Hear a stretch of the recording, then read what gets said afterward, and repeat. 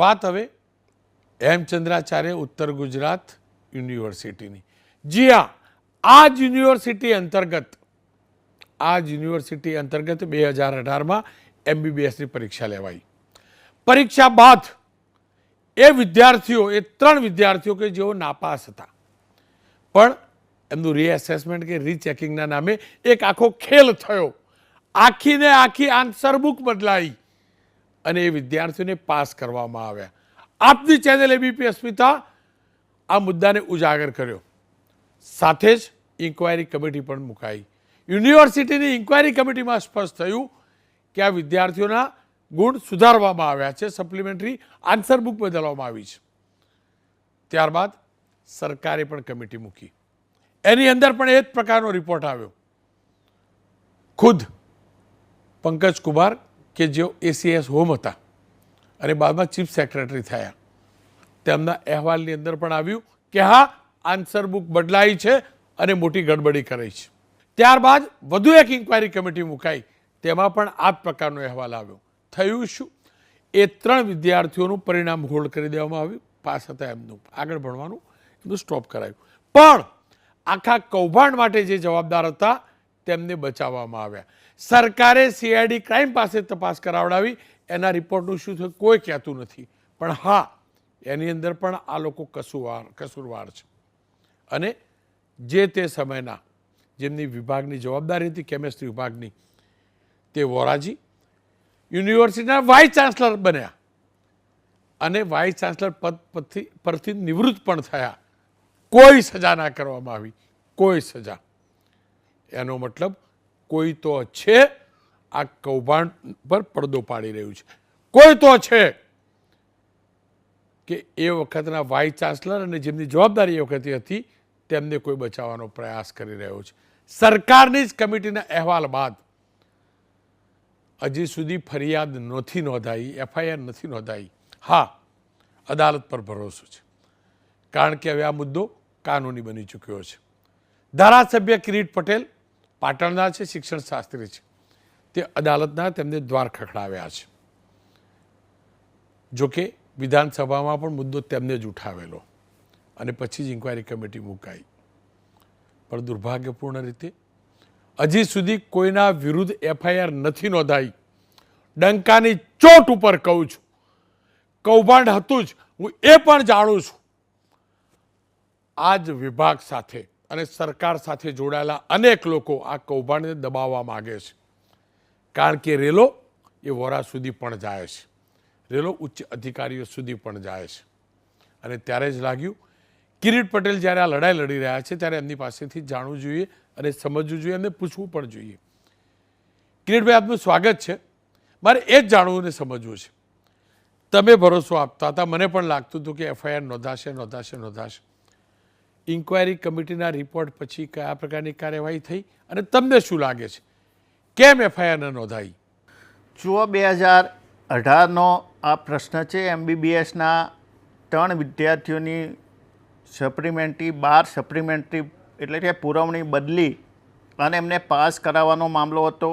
યુનિવર્સિટીની સ્થાનિક ત્યાંના કારોબારી સભ્યોએ રિપોર્ટ આપ્યો.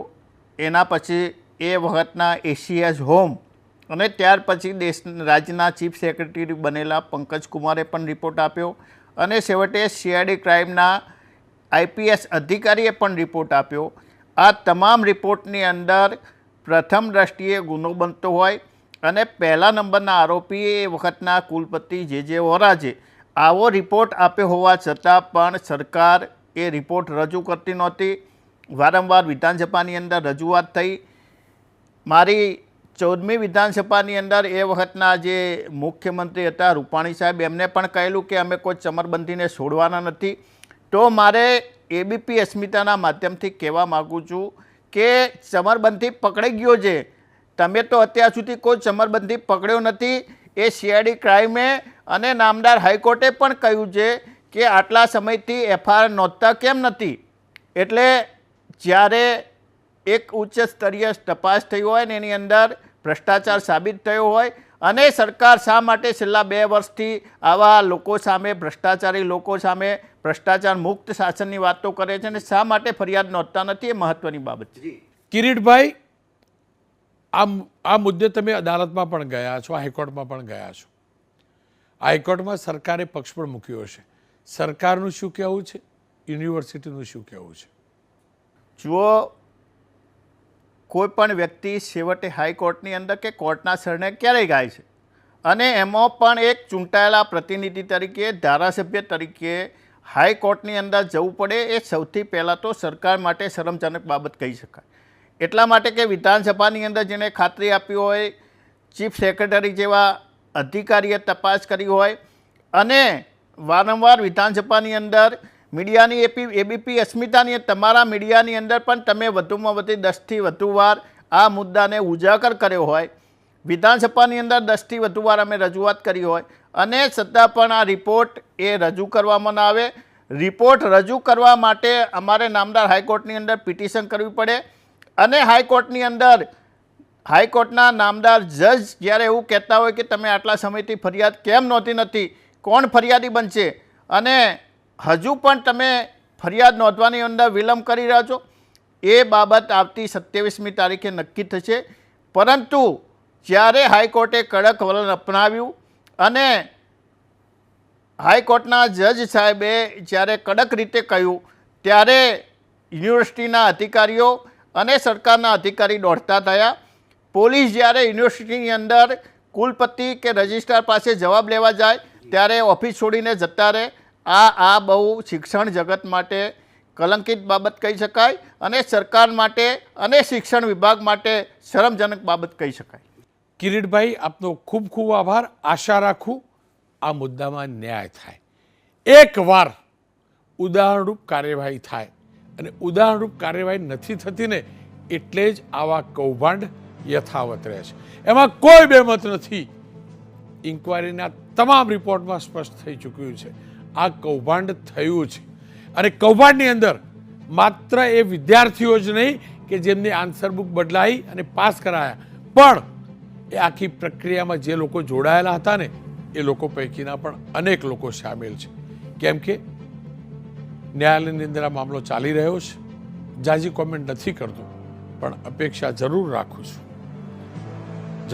છું સરકાર પાસે કે એક વખત, અને ખાસ કરીને આ કેસમાં કાર્યવાહી કરજો.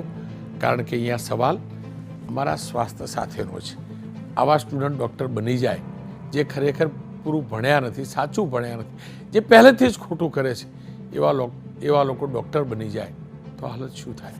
અને જેમની જવાબદારી છે પ્રમાણિકતાથી પરીક્ષા લેવડાવવાની, એ જ લોકો આખો ખેલ પાડે, આવું આપણા ગુજરાતમાં ન હોઈ શકે. ફરીથી સરકારને વિનંતી છે, મહેરબાની કરીને કોઈને ના છાવરતા.